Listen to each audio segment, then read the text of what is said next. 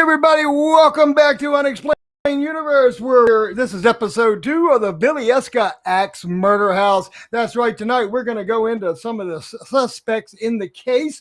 We're also going to rehash a little bit from episode 1, so you can find out what we found out. Joining me tonight, it will be Miss Amy Buchanan, who is a psychic medium and also a member of the staff here at Cherokee Nation Radio.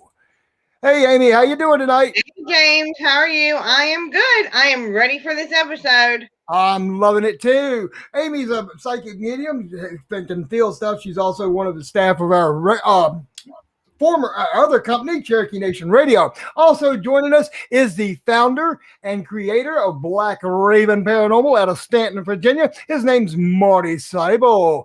Hey, Marty, how you doing tonight, buddy? Hey, James. Hey, Amy. How you doing? Well, tonight we're going to go over, as I said, I'm going to rehash for the people a little bit what we discussed in episode 1, and then we're going to go into some of the suspects and get y'all's feelings on what I tell you about the suspects.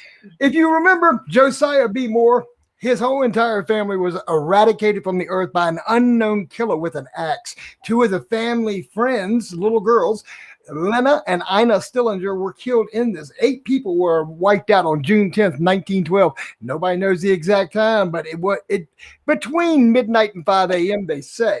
There was numerous suspects in this case, but nobody ever has been charged with this murder years and years later. Decades, I should say.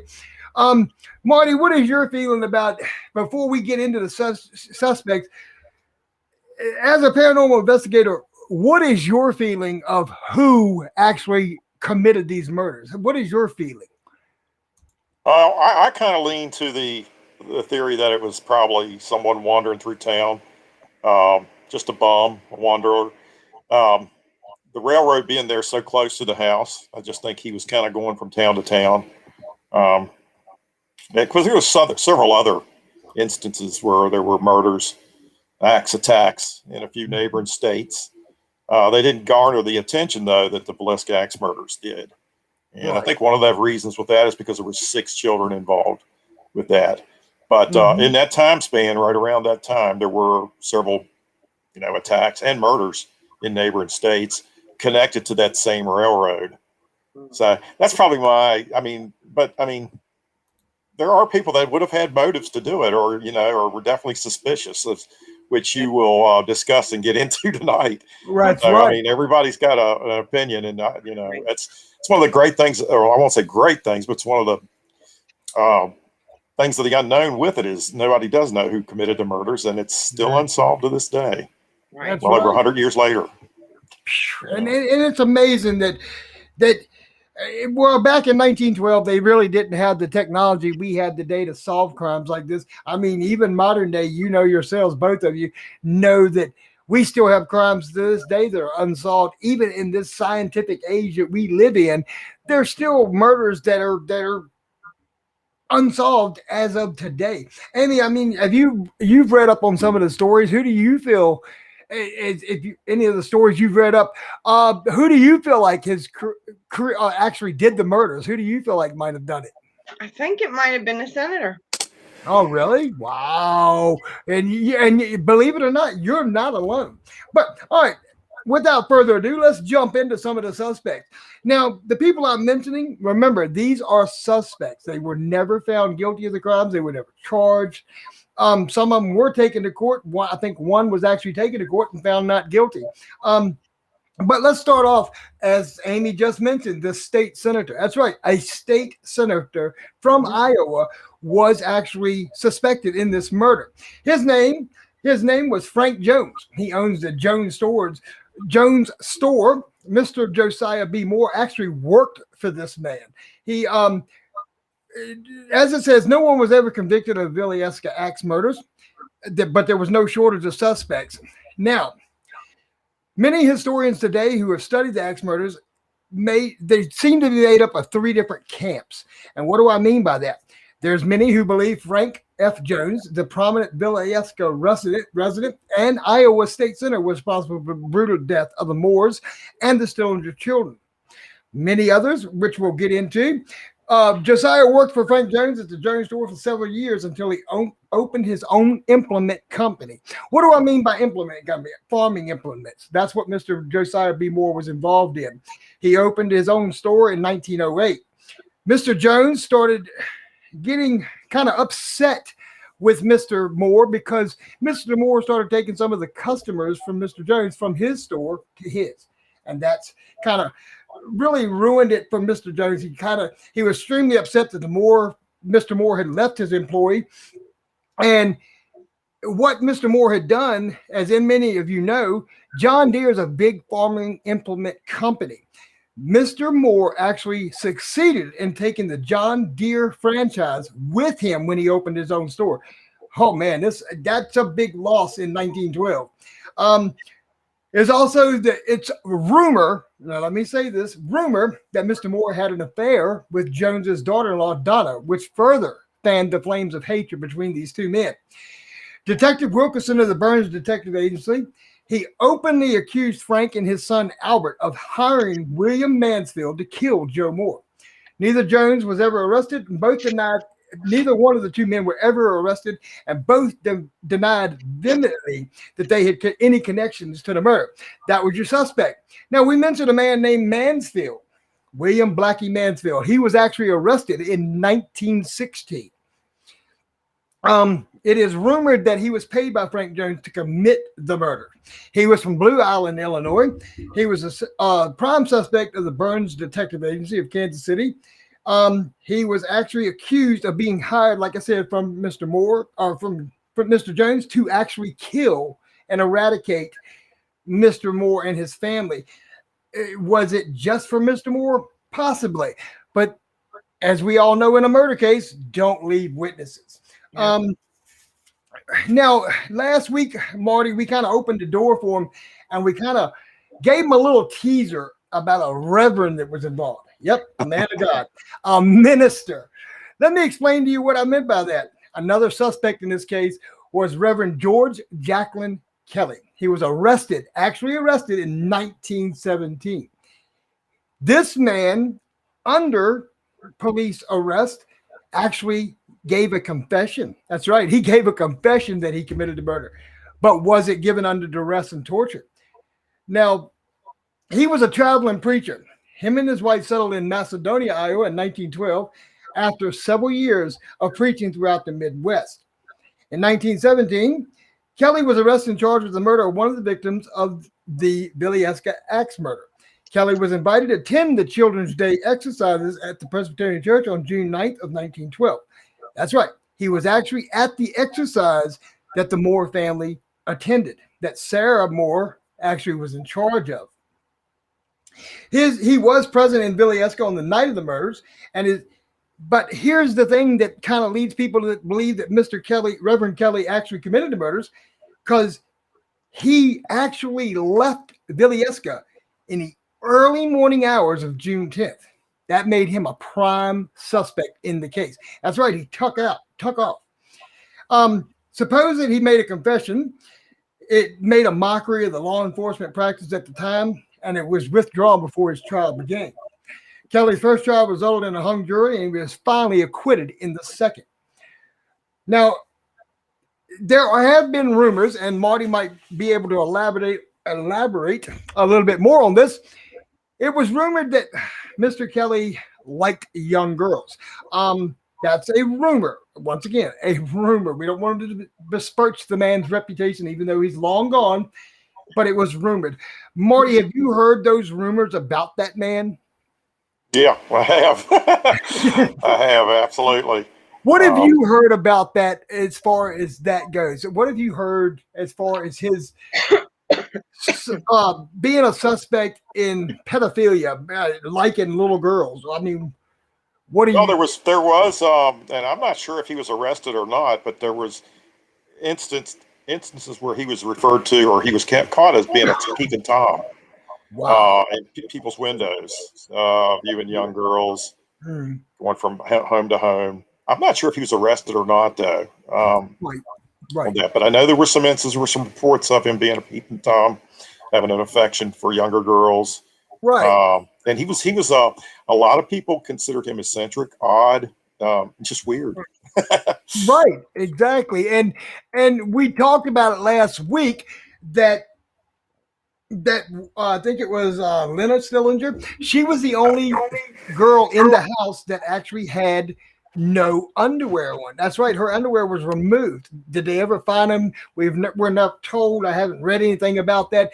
But her bedclothes were pushed up, indicating a sexual orientation to the crime. It can't be proven. Remember, as I said, this is 1912. There is no, no scientific advancements that we have today to prove that there was sexual crime committed.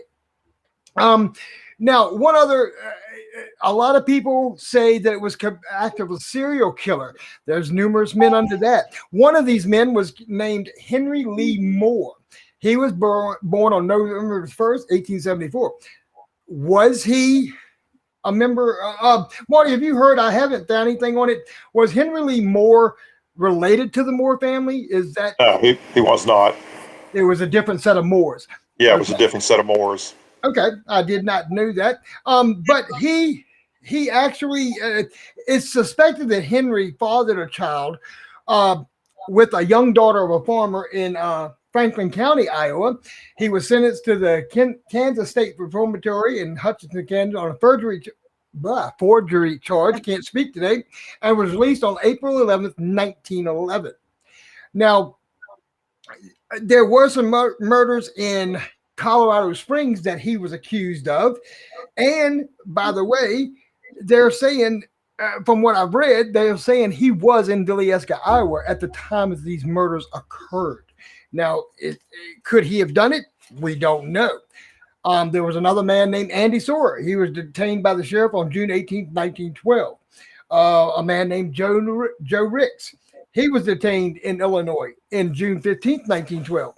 There are so many people that come up, names have come up in these murders that no one actually knows who did it. Let me show you a few pictures of these people that I'm talking about. Number one, here's Frank Jones. This is the actual Iowa State Senator that was accused of being mad at the fact that Mr. Moore had taken his John Deere franchise, that he had an affair with his daughter-in-law, Donna. This is Mr. Jones.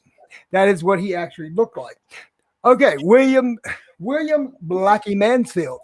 This is William Blackie Mansfield from an actual booking photo that was taken of him. This was the man supposedly hired by Mr. Jones to actually commit the murders. Did he do it? Nobody knows.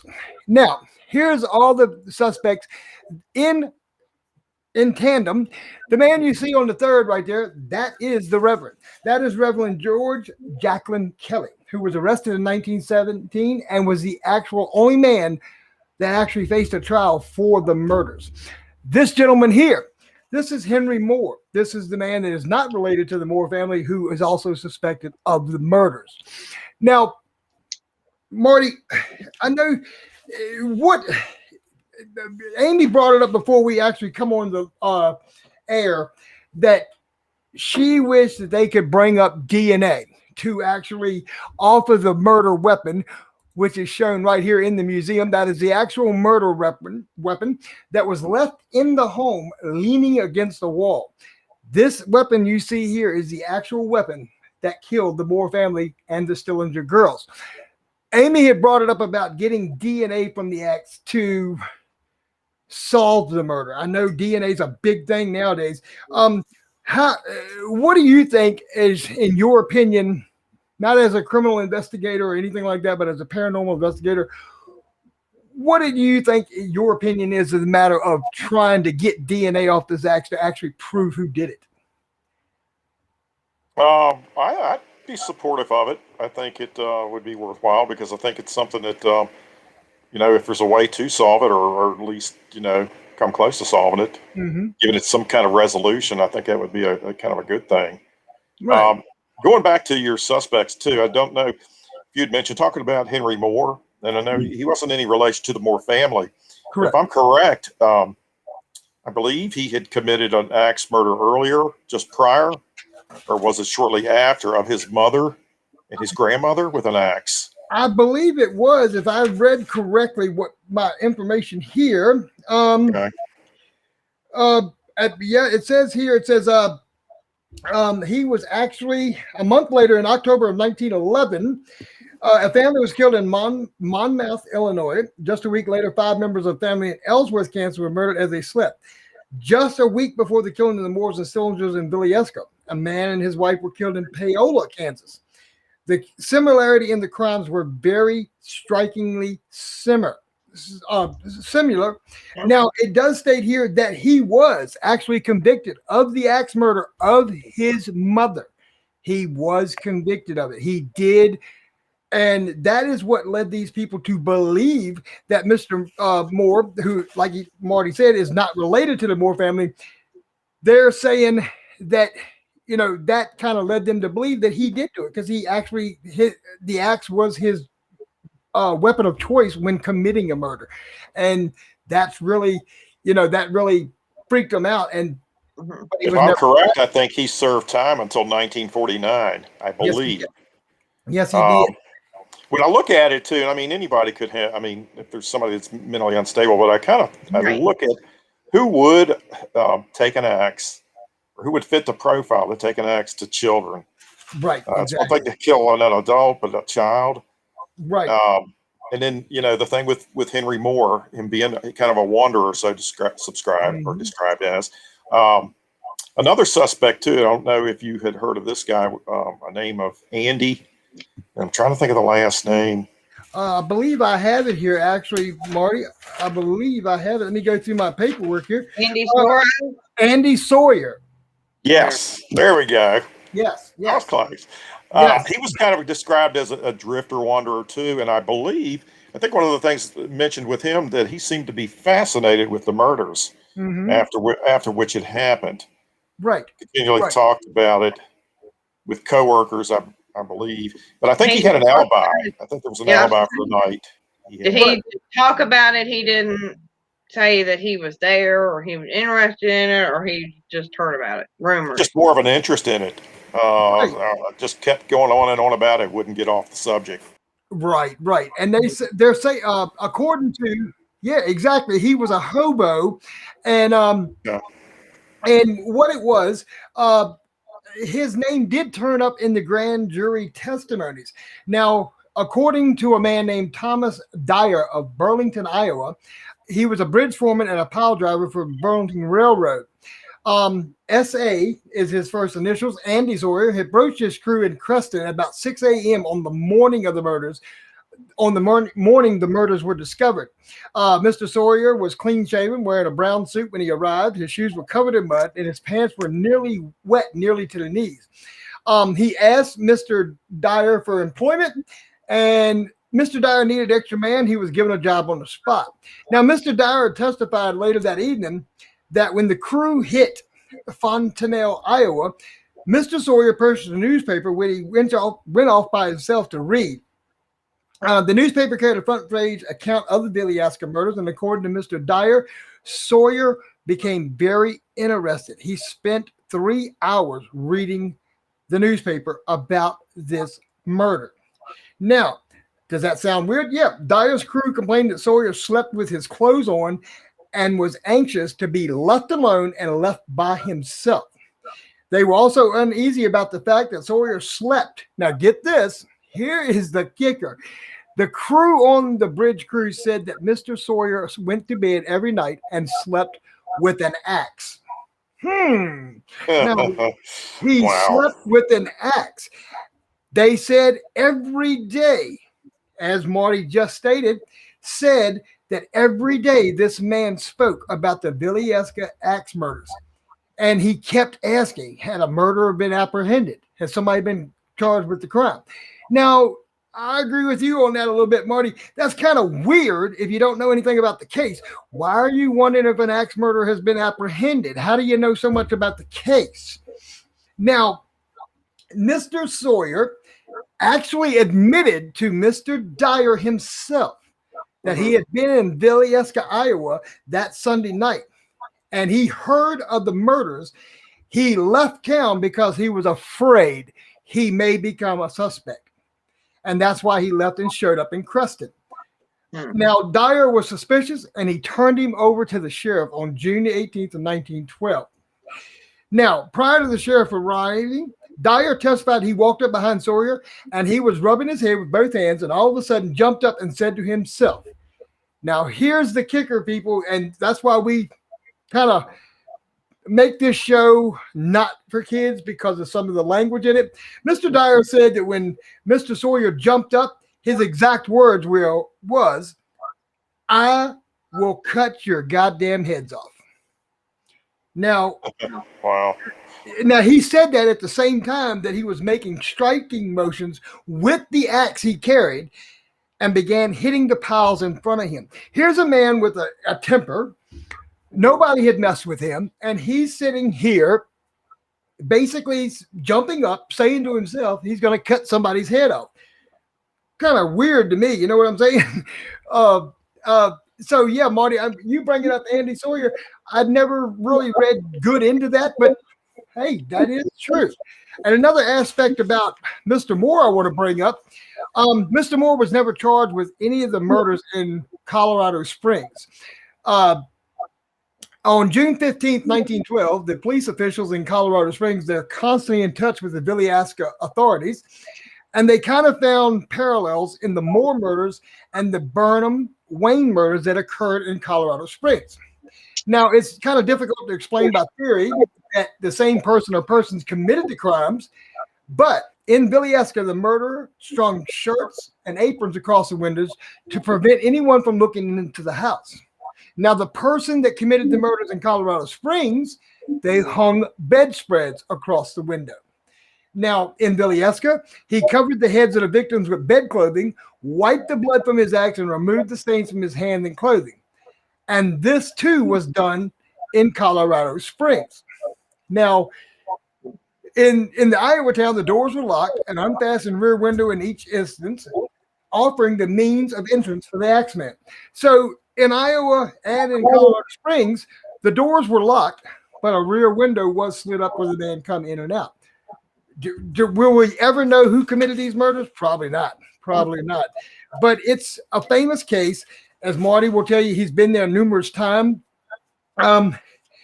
There have been other prisoners and such that have spoke about it in prison, that they said they killed the minister and his wife and 4 children. There's been hundreds and hundreds of people who've actually said they did this. I mean, as anybody knows with a murder, there are going to be rumors. There's going to be rumors that run rampant. This one did it. This one did it. Oh, this one did it. But nobody's ever been charged in this crime. Now, Marty, let's go into a little bit of the paranormal side of this. I mean, I know that real quick before we get to that, there is Yes, one sir. thing I would like to mention. Yes, sir. And it just dawned on me. There was one other theory that was floated out there, and it's in the book Murdered in Their Beds by Troy Taylor. Right. The fact that there is some thought that maybe Reverend Kelly was out about the neighborhood at the time the murders were committed, and he happened to be, he was an alleged peeping Tom, and he actually witnessed, he was looking into the house and witnessed the murders of the Stillinger girls downstairs, in the back bedroom there, and that he watched the killer leave, and then he went in, and he's the one who positioned the Stillinger girl in the position, took her underwear off, and masturbated with the bacon. I don't know if that, using the bacon, I should say not with the bacon, but now that's a thought that's in that book. Right. And that's kind of I don't know if you're familiar with that or not. Right. Yes, I have heard that. And it's kind of weird. I mean, I know that I hate to go into detail, but I mean, yeah, there are weird sexual things that occur that, we got I hate to use the word freakazoid, but it's the only kind of way I can describe it, that people are into some really weird sexual things. I mean, it would explain his weird behavior too when he was questioned. Right. Yeah. And maybe the fact of why he did leave was trying to leave town. It does answer a few things as far as it's very possible that could have happened that way because it's possible. Yeah. So yeah, I just wanted to float that out there. Just hit me. I was thinking about that from the book, and that actually, that comes from Murdered in Their Beds. And I've met Mr. Taylor, and trust me, everybody that's listening, Troy Taylor is a very professional. I won't call him too much of a paranormal investigator, but he's an author. Troy Taylor is amazing. If you've never read any of his books, go grab one. Go to Amazon, look up Troy Taylor, and get some of his books. You'll really love them. There was another theory, Marty, that, a lot of people believe that the killer was in the attic, but there was another theory that the murderer did not really sit in the attic. He was concealed in a downstairs closet.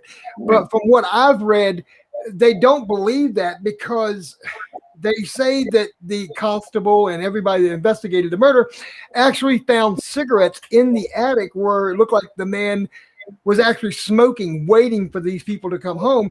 And it was said that Mr. Moore and none of his wife, or at that time in 1912, it wasn't socially acceptable for women to smoke cigarettes.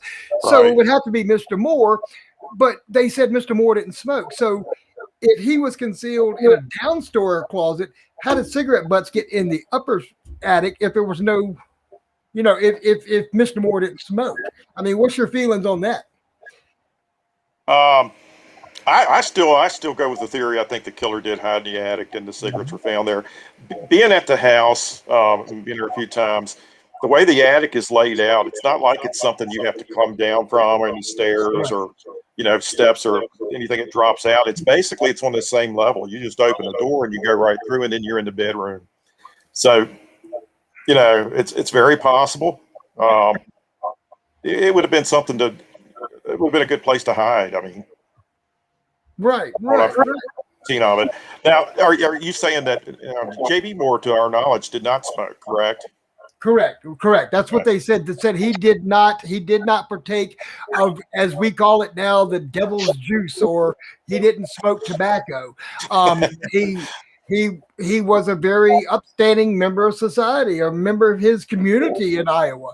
And they said, in Villisca, and they said that from what I've read about Mr. Moore, he did not smoke. So if he didn't smoke, or no members of his family, which there was only kids and his wife in there, and like I said, it's 1912. At that time, it wasn't socially acceptable for women to smoke. We all know that. So who went to the attic to have a cigarette? was to just put a speculation. Was Ms. Moore smoking and said, okay, I'm hiding in the attic so my husband doesn't see me? And a lot of the women did. They did hide. They would be doing clothes or something, and they'd be in a certain area, and they'd be smoking while their husband's at work or something. Yeah, they did. They did that a lot. Well, it would have been an easy area for anybody to get to and from. Oh, yeah. If somebody wanted to hide back here and have a smoke, they could. That would. He may not have known it. Sure. Yeah. The reason the speculation was that somebody was concealed in a downstairs closet, because of the fact that the investigators that came the day after the bodies were found, they said they looked in a downstairs closet and there were several bags of cotton sitting in the closet. Now this is just their observations. They said the bags of cotton batting that was found in the closet, it looked like someone had been sitting on them. Just kind of, it looked like a man having sat and stood upon them. Basically, it looked like they had been mushed down. Now, this could have been anything. It could have been the cotton settling. It could have been anything. They're just saying that's speculation. Right. That actually someone was sitting there. Now, we can't, as modern day, we can't say, okay, look at his butt cheek prints. Anybody knows what's cotton. It'll look like someone's sitting on it, even if someone hadn't. It'll settle, and it'll look like someone sat on it. Another thing that I found that was very unique about this, Mrs. Johnson, who was an actual neighbor of the Moores, said that the identity of the killer could be identified because of a piece of watch chain that was found in the bed where the Stillinger girls were murdered. Now, let me show you what I'm talking about. If you look here, I believe it's this piece here, right here where you see my mouse, that is a piece of a watch chain. Now they're saying that one of the larger girls of the Stillinger girls had broken it off when she was fighting with her slayer, had broken the watch chain off. It was actually found in the bed with the Stillinger's bodies, the Stillinger girls' bodies. This is still in the museum in Villisca, Iowa. Now, Ms. Johnson, like I said, was a neighbor of the Moores. She said the murderer should be able to be identified by that piece of broken watch chain. People, you got to remember this. Here's my theory on this. This is 1912. It was socially unacceptable. There were no such thing at that time as a wristwatch. Men wore pocket watches. This could be any man in Villisca, Iowa. It could be anybody. I mean, just because it was a piece of broken watch chain, how many men had the same watch chain? I mean, how are you going to identify a killer by that piece of watch chain when it was probably readily could be bought at any department store or store in Villisca, Iowa? I mean, Marty, what do you think are the possibilities of actually identifying the killer by the piece of the watch chain? Now, had it been monogrammed, that'd been better, but it wasn't the watch itself. They don't monogram chains. They do the pocket watch itself. So what do you think about it? I think that would be, like you said, if it had been monogrammed or something and you had, but yeah. No, I don't think it would have led. Right, exactly.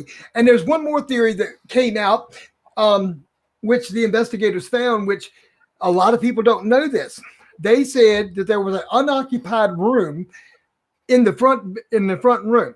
Ms. Moore had made this bed up, but yet the bed was never occupied. She had made the bed. Ms. Johnson said Ms. Moore never made this bed up because it was a guest bedroom for visitors.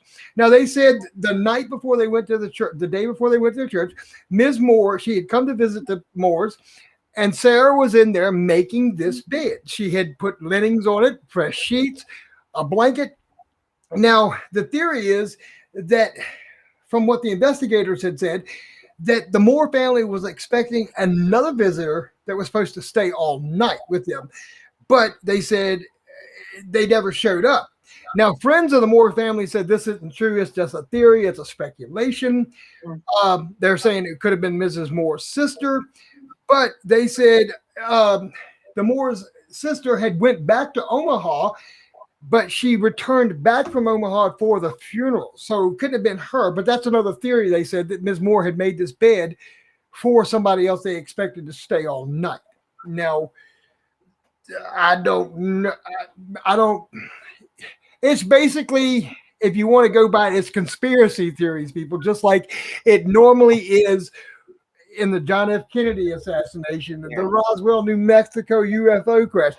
You're going to have these, as I call them, couch detectives that are going to have all kinds of theories about the murder. Will we ever know?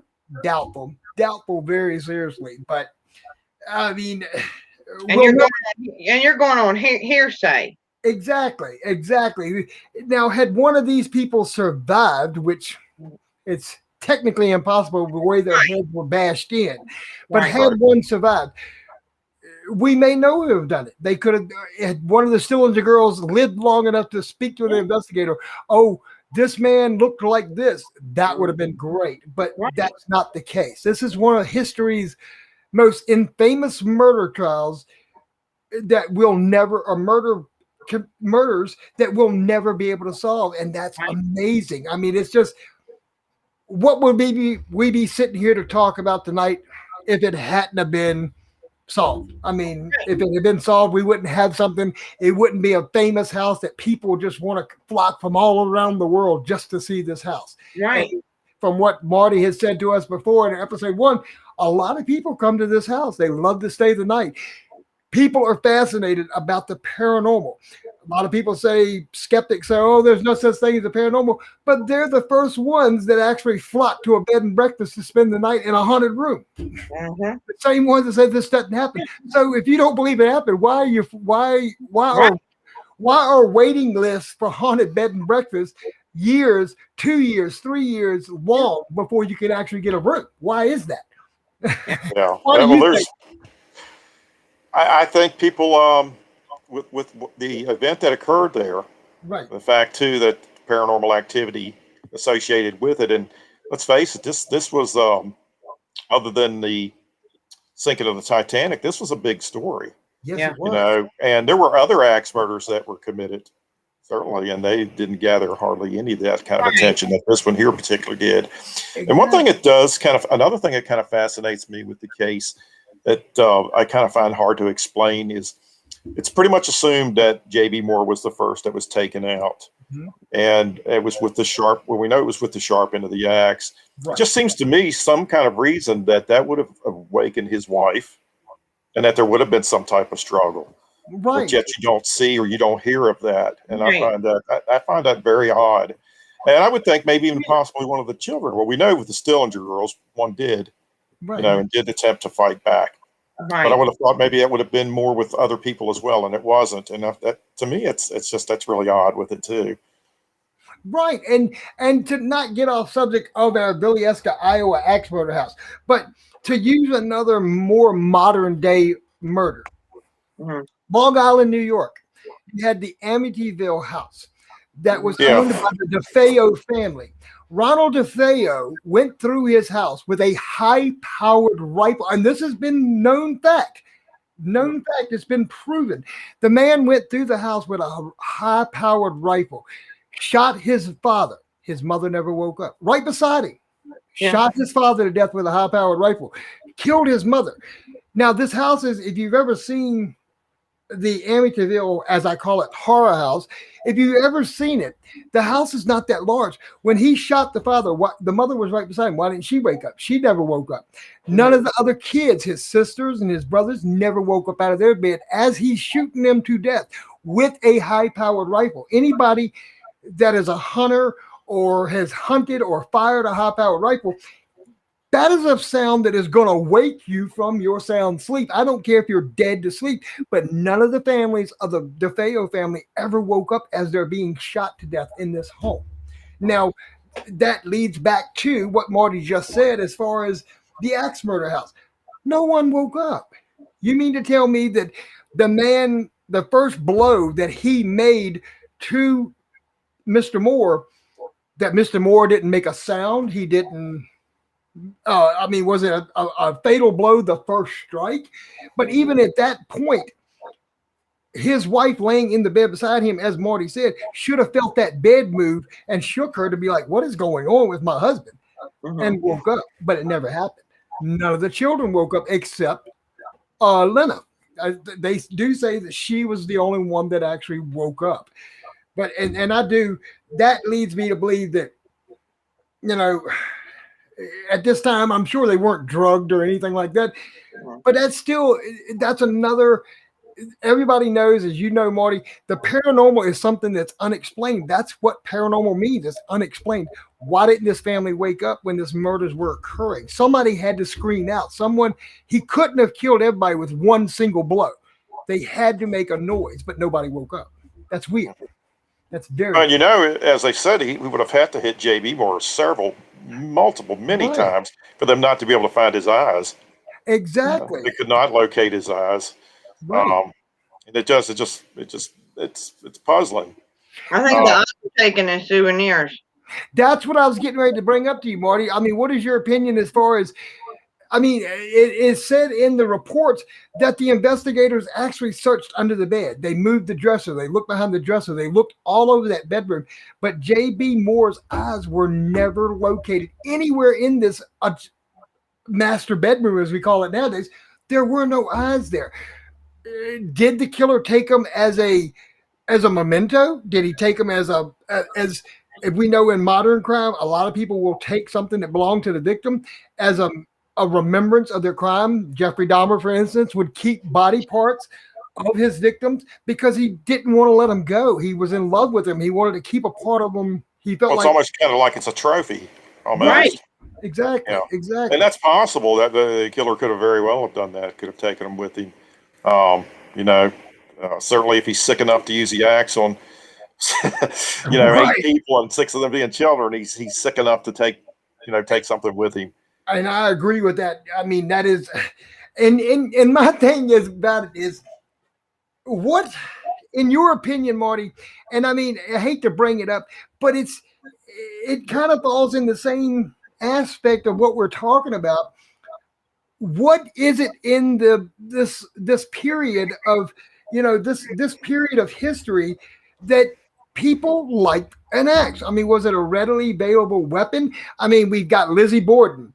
I mean, we all know the little story with Lizzie Borden. I don't want to say it because I'll get it wrong.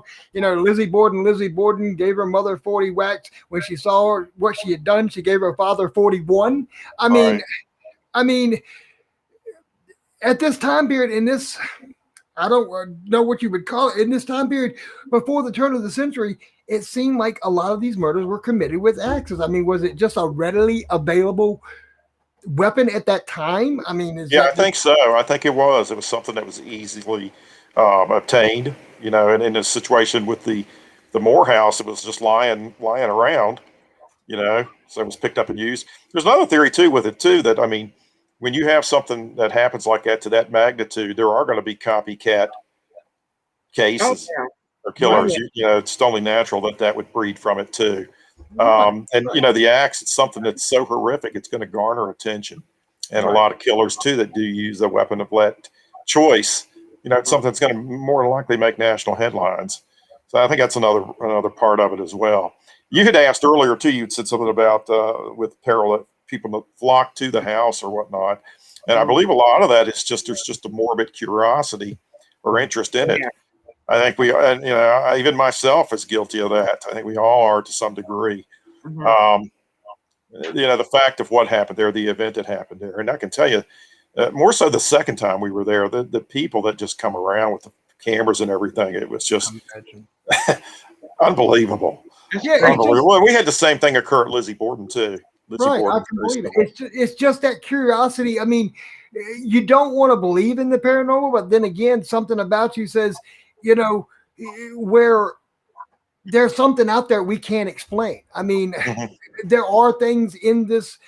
I mean, come on. I mean, it's known a scientific fact, and science cannot dispute it. The human brain, we use 10% of our brain. So what? There's 90% of the brain that science does not even understand. This is a human body. I Mhm. mean, there's parts of the ocean not to get into the cryptozoology aspect, but there are parts of the ocean we've never explored or cannot explore. How do we know what lives down there? I mean, Right. and it goes with discussing that. I mean, you can't say that a family of 8 people were murdered in a house and there not be some kind of residual energy from this traumatic, horrendous crime being committed in this house, that something is not left behind. Right. That something is not left behind. I mean, and Marty, let me ask your opinion on this. This is something I read earlier today before I got ready for the show. Speaking of the paranormal, at this time period, in this area of time, Council Bluff, Iowa, we'll go there, August the 21st, 1912. C.M. Brown of Villisca, Iowa, he declares that the detectives in Villisca, Iowa, working to solve the murder of the Villisca, Iowa axe murder house, says that the detectives actually have obtained a photograph of the murderer. Now, this is a paranormal aspect from the retina of the eye of one of the Stillinger girls, the one that woke up. They're saying that basically her eye, her retina, acted like a camera and saved a picture of the murderer in her eye. Now, and they took a picture of her eye, and it supposedly gave a clear picture of the murderer. Now, anybody listening can say what you want, but that is paranormal. I mean, I don't know of an eye that actually snaps a photograph and then you can take a picture of their eye and show the murderer. But that is a rumor that I've heard, that I read about, that people have advanced. But once again, on that same respect, if they had a picture of the murderer from her retina, why wasn't somebody arrested? What's your feelings, Marty? I doubt that. I mean, if like you said, if that were something to happen, certainly, yeah, it would have been paranormal. But I'm like you. I question why wasn't there an arrest made? If they had that, you would have thought that would have happened, and it didn't happen. Right. So I'm doubtful with that, unless you go to the theory, and I don't know of any evidence to suggest that the detectives were corrupt in some way, maybe covering for somebody, but I don't know of no particular instance with that. No, and I've worked in the medical field, and if you have I worked at the hospital, and we had a woman die, and we had they came in and wanted to take her eyes out so they can donate them. Well, he was taking pictures and stuff, and her eyes were fixed. I mean, there's no way possible. He had to take pictures of it, and he was showing us the pictures. There's no way possible. I mean, I have seen it. There's no way possible. If they're fixed, you're getting nothing. No movement, no nothing.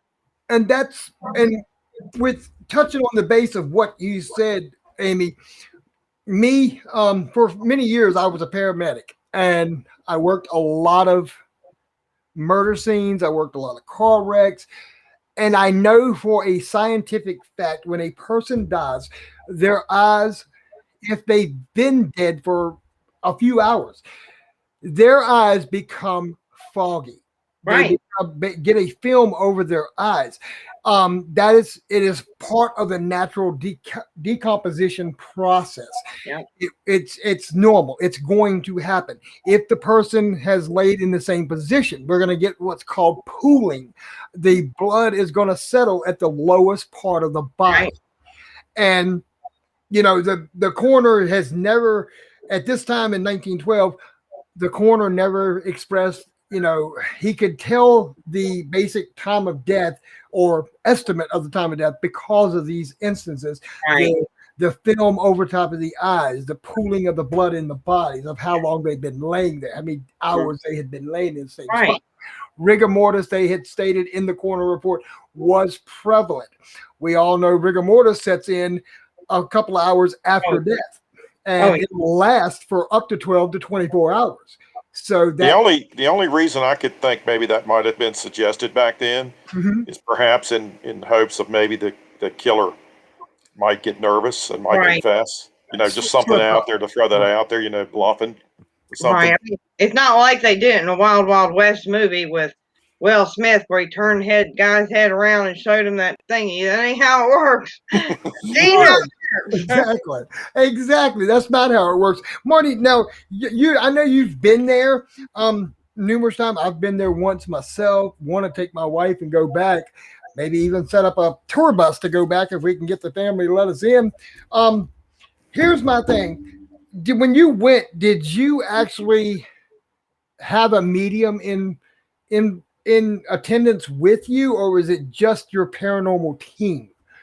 Well, the first time we went, we did not have a medium with us. It was just 4 investigators. The second time we went out, we did have a medium in our group, and she had done a walkthrough with me prior to the investigation. And then, of course, she went the second night because we did do a 2-night investigation. One group in there the first night, group in the second night. Second group that was in there on the second night was all the women. First night was all the men. Right. She picked up on some restless children in certain areas. We actually, I remember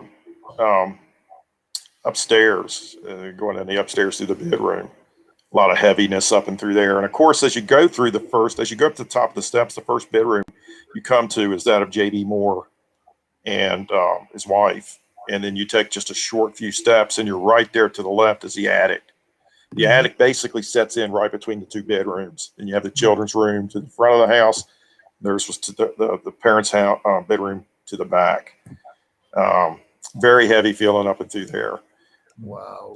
During their investigation, like I said, they had a lot of problems with people just stopping by and interrupting their investigations. Right. So much, in fact, that they did have to call the law twice. That's aggravating. That is aggravating as hell. Yeah. People came up on the porch and was trying to get into the house. And that once again goes back to where you said about the morbid curiosity. They see lights on in a house that hasn't been occupied since 1912. I mean, it's sat in disrepair since the murders. No one wanted to live there. Yeah. And then, go ahead. Yeah, no, I quite agree. And there was even, I mean, even the first time we went out there, people would stop by. They're getting out of their vehicle. They're having their pictures taken in front of the house, in front of the sign. You know, I remember because the first time we went out, we slept down in the parlor.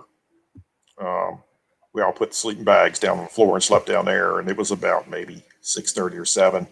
And you could hear people out in the front yard then taking pictures. This is 6:30, 7 in the morning. Wow. And that's Yep. and these are probably, and you know, almost definitely these are not people from community residents from Villisca. It's probably people that have heard about the axe murder house. I mean, I'm sure these people in this small, sleepy Midwestern town, I mean, yeah, they welcome the tourist dollars that people want to come see this. But you know, a lot of these people out there taking the pictures are not the residents of this community. They've already experienced it for years and years. They know the stories. They've lived it. They know somebody that knew the Moore family, that their grandfather told them the story of the Moore family. I mean, you have to remember, this is a small Midwestern town, and the same families have been here for years and years and years and years. Yeah, and then you don't know if somebody's wanting to come up. You're investigating. You don't know if somebody's going to come up there and just barge in and steal. Well, yeah, we felt like that they were close enough. We thought that was going to happen. They were going to come into the house because when they woke us up, we thought, well, it was the staff coming in. Now we did that. That was how we did the first investigation. When we went back a second time, we had rooms just down the road, and so we conducted the investigation at like 4:30 a.m. Right. And then we went back to our room and was able to get a really good sleep. But the first time, like I said, we did sleep down in the parlor on the floor. We brought sleeping bags and slept down there. And yeah, we heard that. Like, what the hell? And that's as a former paranormal investigator, somebody's done it for years. That is one of the biggest things that just basically, to use an old saying, gets my goat. I mean, you're sitting here trying to do a professional investigation, trying to figure out natural causes for people, things that they've said or seen or heard. And then you have people, and God forgive them, but you have people that are interested in the paranormal, that they will intrude onto your investigation and it ruins all of your data. I mean, it's just like you're trying to do an EVP session. If anybody doesn't know what EVP is, it's electronic voice phenomena. You do an EVP session and you're asking questions, and then you get tainted material coming in, somebody outside the window saying, oh, hey, yeah, look at the house. It ruins the EVP. Right. I mean, that's why myself, when I did investigations, you know, we basically had what we call a safe room. This safe room was where there was no reports of paranormal events. This was a room where nobody has ever seen anything in. That basically was our command center. We set our equipment up in there, ran our cameras from there out into the actual locations where there were reports. That way we didn't get tainted data, you know, and we would only send out investigators 2 at a time. I mean, 2. I mean, that leads it towards more credible information, you know, because you're going to you have a place called, I think it's called Psychop. I mean, they basically take a scalpel and cut apart every paranormal investigation that has ever been done in history.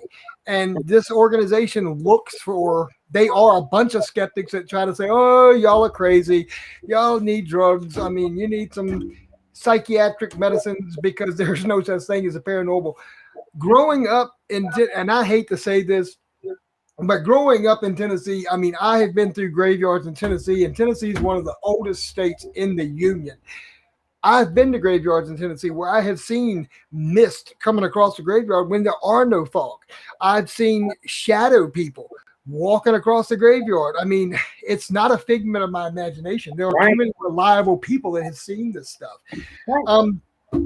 But Marty, when you went to Villisca, Iowa, how does the community react if you interacted with any other community? How do they feel about this house being basically, I mean, I know it's on the register of historic places, and that's sad to say that it's put on Register of Historic Places because of a mass murder that occurred here. Right. But it is listed. How do the residents of Villisca react to the fact that this is so famous and people come from all over the country just to visit this house because they've heard about it?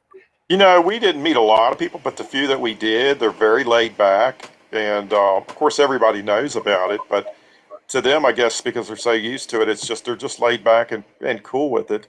Yeah. I think probably what would be annoying, like it was for us, when you do have people that are stopping by, like they did during our investigation.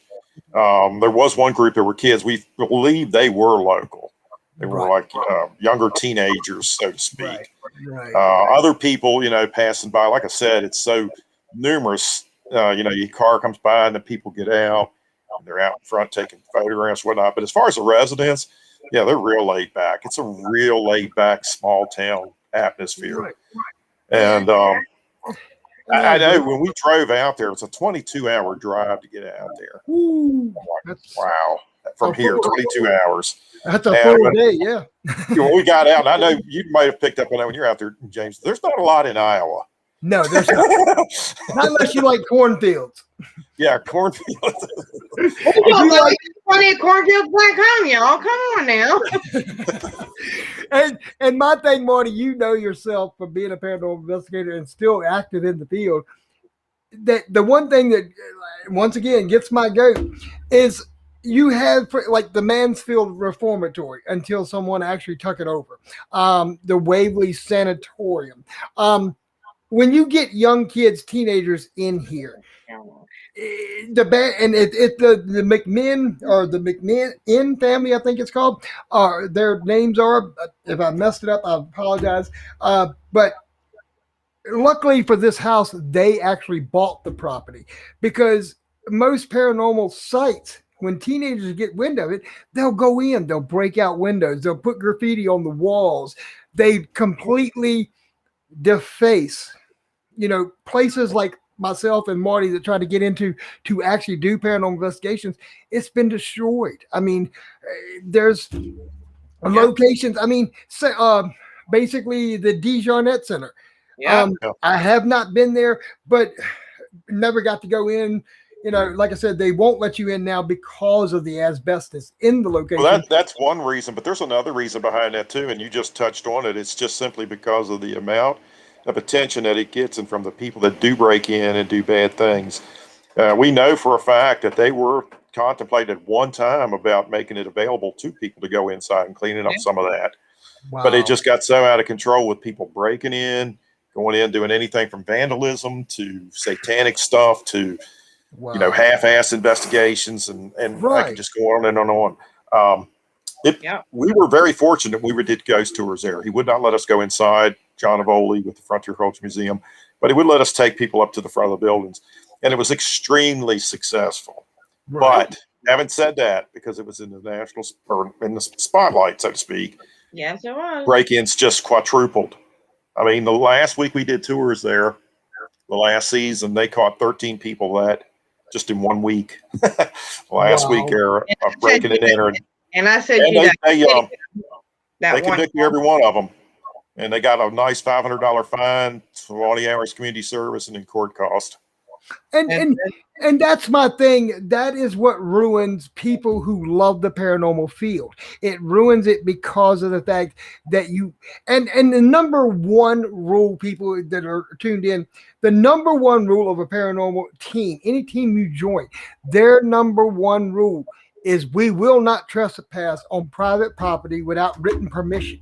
That is a rule of any team you join if you are seriously interested in paranormal investigations. The director, the founder, whoever's in charge of membership is going to tell you, we will not trespass. You will not go where we're not wanted. Right. That is a sign of a true paranormal team. A true paranormal team will not charge you for their services. That's another aspect of a true paranormal team. most of these paranormal teams that are professional fund themselves. They fund themselves out of their own pocket, or as Marty does with the Ghost of Stanton walking tour, telling you the ghost stories. They'll charge tickets for that, but they don't charge their clients for their services to go in to investigate. They don't do it. We don't. We don't. No, we never did either.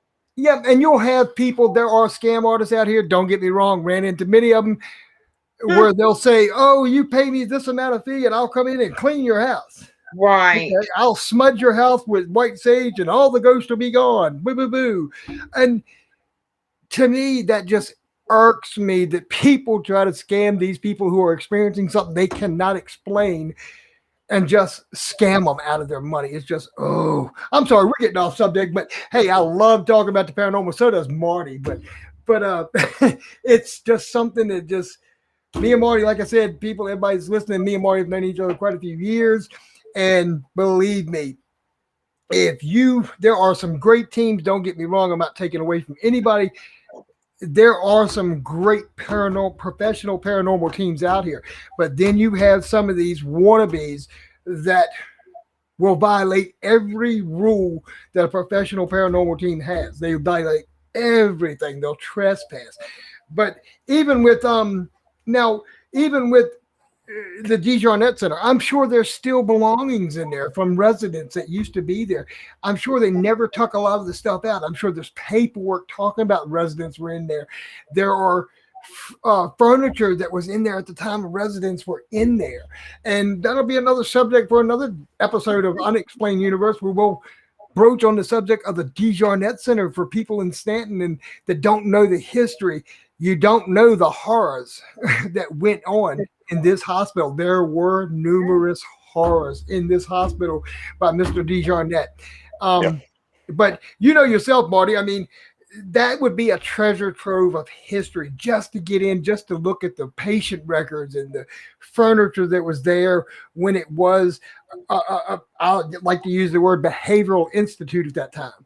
I mean, this is a massive building, and it was just, you could do an investigation for a week and probably not cover every room in that hospital. Right. Ever. Yeah. Oh, it's huge. Huge. It's a lot of area. I can imagine. But guys, y'all been I appreciate y'all being here. I'll get with Marty and Miss Amy and see what our next subject will be. I kind of got an idea because I've been getting a lot of questions about Annabelle. Anybody ever heard about Annabelle? Hey, if you've never heard the story about Annabelle, watch the movie The Conjuring. Annabelle is a shoot off or a spin off or a prequel, however you want to say it, of The Conjuring.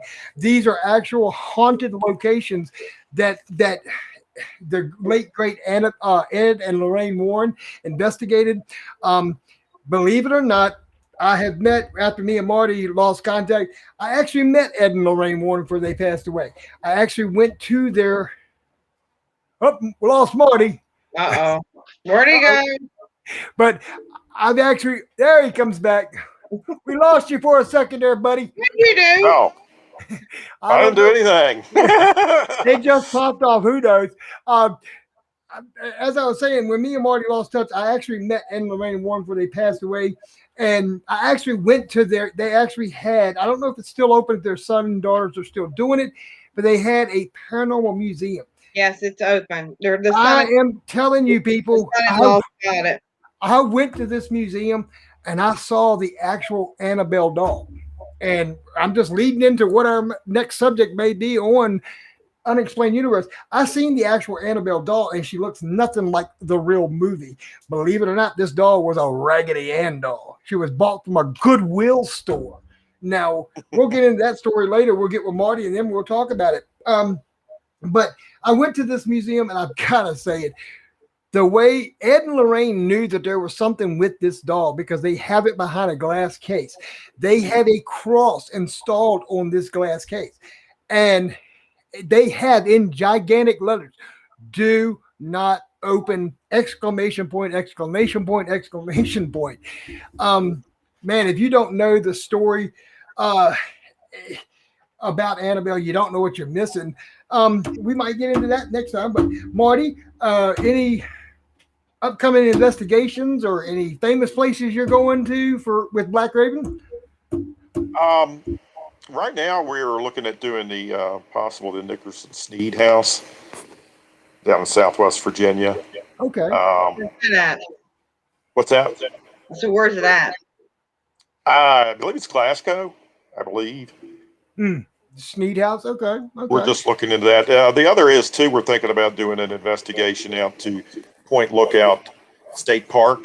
Oh yes. You better invite me. I was going to say that ought to be right up your alley, Amy. No kidding. Right. Anybody knows anything about Point Lookout? Shoot. It's in Maryland, isn't it? No, Yes, it's it in is. Yeah, we've investigated the lighthouse down there before too. That's yeah, it has. Yeah, I know. Point Lookout was a Civil War. We investigated that. So Point Lookout was actual Civil War prison camp, wasn't it? Yes. And I know the history, and I had to look the research because I went there. Wow! Yep. Wow! It's awesome. That's where I got slapped at. Right. Pretty cool place. It's a pretty interesting place. It's a lot of history there, and it's very scenic. You have a water around you, a lot of trees, and it's very takes on a whole different ambiance too at night. Absolutely. And the trenches are, oh my gosh, like off the chain. Well, maybe Amy, if Marty goes to the Point Lookout or the Sneed House, maybe we can convince Marty to let us set up a tent outside, not involve their investigation, but kind of setting a tent up outside and do a live broadcast of Unexplained. We can definitely hang out. We did just complete Fort Mifflin. That was back in March. Right. Like Fort Mifflin a lot. Been there numerous times. I think that might have been my 8th or 9th investigation there. Wow. We went there filming and documenting for something we hope to put out here a little bit later. Okay. That's cool. Everything. But Marty, before we go, buddy, I want you to. Oh, go ahead, Marty. Fort Mifflin never disappoints. There's always something that happens, and it always seems like when you least expect it. You might go there and you might not feel like you've had anything productive as far as way of obtaining evidence and data. And then when you get home and you go through everything, you discover all this stuff you've got. That happens. It's. I think initially for me being one of my favorites, it's so. I just love the history associated with the Revolutionary War and how it served throughout other wars as well, and the fact that we have had success there. It's very well run too. You pretty much you get access to the fort, and nobody's handling you or around you or anything. They just basically turn you loose.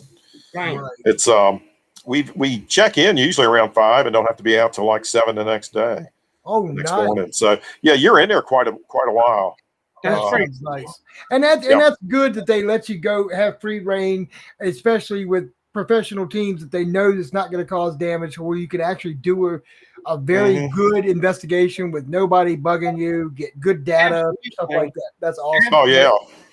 Yeah, absolutely. It does. It means a lot. And, I understand with some locations, well, I understand too anymore now, you have to screen teams before you let them in because you never know what their intentions are going to be. You never know what kind of people they have, whether they're going to steal or are they going to provoke, or are they going to do things against what the rules and things that you have in place. And then there's the other aspect too of what's going to be put out there on social media and everything. Everybody blows anything out on social media anymore, good or bad, true or false. Very good. And those are things now that are kind of game changers. Exactly. And that's why people don't go to paranormal teams, because they want that anonymity, and a lot of teams won't give it to them. They're like, oh, we want to use this to promote our team. And that's what I pride myself on, since Marty is actually, let y'all know, Marty is the one that kind of put the bug, if you want to per se, in my ear about starting Unexplained Universe. He said, James, you'd be really good at it as a discussion about the paranormal, because you do know your stuff. And that's the thing. When I started Unexplained Universe, it took me a while to get it off the ground, but hey, it's running now. And my catchphrase with Unexplained Universe is something that I consider my motto, and that is where we separate fact from fiction. We're not going to give you baloney. We're not going to give you something that's going to a horror movie. This is not Hollywood. We're not going to give you a horror story just because you want one. We're going to tell you the actual facts. We're going to tell you what paranormal investigators have found in these locations, and we're going to speak to professional paranormal investigators who will tell you what they have seen, what they've experienced, not fact. I mean, we're going to do fact, not fiction. Right. We're not going to present you some fairy tale that you'll be like, oh, that's hard to believe. Can't swallow that pill. And that's what I pride myself on. The motto for Unexplained Universe is where we separate fact from fiction. We're going to tell you the true story of what we know to be the truth. But Marty, thank you for being here. And before you go, Thank you, Amy. Hey, no problem. Why don't you tell everybody again of your website where they can find Black Raven at? Tell them a little bit about the Ghost of Stanton walking tour. Okay. Well, for anybody wanting information on Black Raven Paranormal, you can go to our website at blackravenparanormal.com. We have links there to our YouTube channel, social media, Facebook, you name it. A lot of good stuff on there. Our ghost tours is ghostofstanton.com. We do run ghost tours from now until really the rest of the year. We do them now in December, November. Yeah. I'm doing it in December. I'm not doing it in December. No. We have people, believe it, we have people that do want to do it in December. I'm not one of them, but yeah, it's a lot of fun. You know, when we get into September and October, we have really big groups. And last season, we were able to introduce the American Hotel. We do a tour where we go through the American Hotel now. We share the evidence that's been captured there on investigations. And of course, the American Hotel served as a Civil War hospital from 1862 until 1865 here in Stanton. And it was right there at the railroad station, at the depot station there. So it's very convenient to use it for a hospital. Oh, I think I've got pictures on my computer of it too. And guys, I'm going to tell you, everybody listening, I have actually personally taken the Ghost of Stanton walking tour that Marty promotes. At the time, I think he still calls it's called the Queen City Haunts. Basically, Marty, I'm not going to give away the aspects of it, but why did they call Stanton the Queen City? Hey, go on the ghost tour, find out why they called Stanton the Queen City. Hey, his tour guides actually tell you that story. You'll love the train depot. Won't go into the stories of the ghosts there, but hey, there's the clock tower. Won't tell you what happened there, but hey, stuff did happen there. The coal bins under the watchtower. Hey, something happened there too. Just give me a little teasers, everybody. So hey, what happened in the coal bins underneath the watchtower? Go find out. Go to the Ghost of City ghost tours, as Marty said. Take his tour. It's not expensive, and your kids will love you for it. If you're really, it is kid friendly. Yes, it is kid. I will admit it is kid friendly. And if you really want something to do on Halloween, Marty, during the month of October, sponsors what he calls the Spirit Box sessions.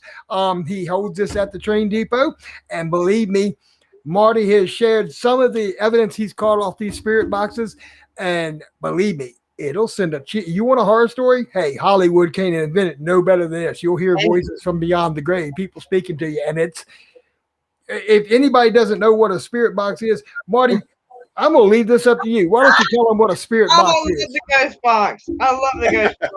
Well, our definition of a spirit box, our ghost box, is it's a portable radio that's been hacked, and it continuously scans the AM or FM band. It just goes right through it. You can do it forward or backwards. Creates white noise as well, and the thought process is that spirits they can manipulate static and any of the radio blurbs that come across and form words and sentences. And initially, I remember when we first started doing this, I was skeptic of it, and a couple of reasons. Number one, because it is radio. Right. Number two, I think sometimes you can hear things that you want to hear, but I'm convinced there is something to it. Some of the stuff we've had come across the box is just too good to be true. Definite, clear, precise answers that just can't be explained. And then with our team, when I come up, I'm going to show you how our team come up with the double blind ghost box. What now? With the next time I come up, I'm going to teach you how to use the double blind ghost box. All right. You hook up your voice recorder to the ghost box. Okay. And you cover your eyes or you close your eyes, and you have a questioner and a listener. The person listening sit there with the earplugs on all the way up with the ghost box and the voice recorder in their hand, and somebody else is asking questions, and you can't hear what they're asking. But remember, every time you hear something come across the ghost box, it's recorded. Yeah, we've taken a couple stabs at that. We have. I'm not real deep familiar with it, but we have tried it. We have dabbled with it a little bit. I saw that. As a matter of fact, the other night, what Amy's speaking of it, they called it the blindfold ghost box evidence, and basically what it was when I saw it, and it looked really interesting. One person sits in a room separate from the person with the actual ghost box, and they have earmuffs on, or so they cannot hear what's being asked, and they're sitting there with a blindfold on, so they can't see anything or where the person's at. And the person in the room with the earmuffs or to block out sound and all that will ask a question, and the answer will actually come in the other room on the ghost box with the other person holding the ghost box. And it, from what I saw the other night, I was like, "Whoa, that!" Yeah, I think it's a pretty cool concept. Yeah, because here you have somebody. I have to send you our team's information because we've been using it for 11 years. It kind of does add credence to it because you got one person asking the question, and then the person that's holding the ghost box doesn't hear what they're asking. They have no idea. They have no idea. And whatever comes across, you're saying exactly what you're hearing. Right. I've been on one session, not with Marty, but another team that invited me in Richmond, Virginia, and we actually went to the train tunnel, the great train cave-in up there where a locomotive is actually still trapped, Church Hill. It's a locomotive. They were trying to put a tunnel through there, and it's actually caved in, and there are still bodies inside of that train tunnel. And we actually went up there and caught some stuff on the voice box. We went to W.M. Poole, which I'm getting off the subject, who is considered the Richmond City vampire. And we actually... Yes. Let me get into Hollywood Cemetery, the story of Hollywood. Hey, we'll get into the story of Hollywood Cemetery. Hey, I'll tell you what, we'll do that one time here very shortly. Do the ghostly legends of Richmond. Trust me, Marty can get into that. But we actually put a voice box, set it inside of W.M. Poole's crypt. And I won't go into why he's called the Richmond City Vampire, but we asked him, Mr. Poole, did you walk the earth and come out of the cave in? Yes, I did. I mean, and it clearly across the white noise. Yes, I did. Inside of his crypt, and we were like, okay, time to go, time to leave, time to get out of here. I mean, it was only me and one other person there when we put the voice box. And trust me, I can handle a lot of stuff. Been in war zones with the military. But there have been times when I've done investigations. Trust me. I'm glad I went to the bathroom before I did these investigations because I might need a new pair of pants. And I lived in the haunted theater, and Marty knows that. Yep. But Marty, great to have you with us, buddy. We'll close it out so we can all spend a little bit more time on our Saturday night. Amy, thank you for being here. And Marty, we hope to have you back with us on the next time. Me and Amy will get together, maybe discuss it with you. See what Thank we you, want James. to do. Thank you, Amy. Hey, no problem. We'll see what our next subject wants to be. We'll throw it out. I've got some invites to join some paranormal societies, and I'm going to put Unexplained Universe on there and kind of get them involved and maybe bring some of them over, maybe do some interviews with paranormal investigators, stuff like that. But hopefully, maybe we can get some of your team in here, Marty. We can interview them, what it's like to work with Black Raven Paranormal. Work with Marty. Marty's a good guy to work with, Amy, so don't go there. Oh, I know. He's a dog. Amy, we have a tour guide too that Dave Sims. You know, Dave, he has a book out called Fear the Reaper. It's based on Western State. Oh, wow. And he's very knowledgeable on Western State and D. Jarnett and the whole eugenics thing. He might be a very interesting guest for you to have on. Yeah, I'd like to, if we do it on the D. Jarnett Center, get Dave Sims to come in here and give us his background on the D. Jarnett and get his opinions on it. The book's done very well. You can find it on Amazon, a few other platforms as well. It's called Fear the Reaper. Don't Fear the Reaper. I'm going to have to go look for that tonight. I'm going to have to do that because I don't know, just something about the D. Jarnett Center just to know that happened near the town I live in. It's like, what? Really? That occurred here? People were really that cruel to other people? Really? Yeah. Seriously? But all right, guys, thank y'all for being here, and thanks to everybody that tuned in. Marty, we'll see you soon, and Amy, we'll see you very soon. All righty. All right, I'm going to close out. Y'all have a great night, you two. All right. Well, All right, bye-bye. Thanks. All right, everybody, you've been listening to the Unexplained Universe while we've been just chatting about the paranormal. That's right, we just been chatting. Our subject tonight was episode 2 of the Villisca, Iowa axe murder house. We covered it, but kind of got off topic. But hey, if you are a fan of Unexplained Universe, hey, why don't you vote? Why don't you tell us what you want our next subject to be? Give us a suggestion for a subject for Unexplained Universe, and we'll get it on the air for you. Until next time, this is James Fincham with the Unexplained Universe saying, hey, thank you for being here tonight, and we hope you've enjoyed it.